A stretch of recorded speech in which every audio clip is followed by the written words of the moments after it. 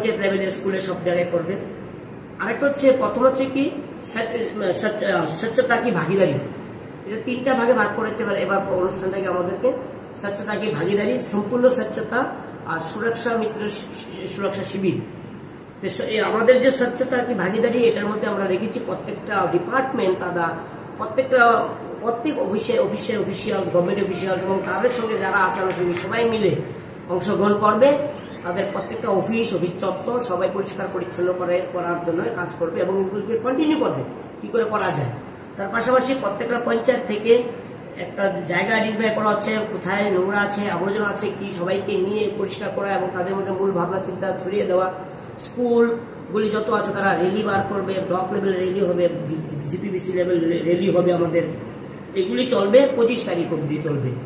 আমরা প্ল্যান করেছি যে 25, 26, 27 আমরা এই 3 দিন কালচারাল ফেস্ট, স্বচ্ছ ভারত মিশনের যে কালচারাল ফেস্ট সেটা করবো আমরা সাব ডিভিশন লেভেল, যেখানে 4টা ব্লক এবং পুরো পরিষদ অংশগ্রহণ করবে।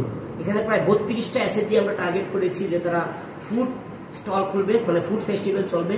সন্ধ্যার সময় সাংস্কৃতিক অনুষ্ঠান এবং বাইরে বহিরাগত শিল্পীরাও আসবেন।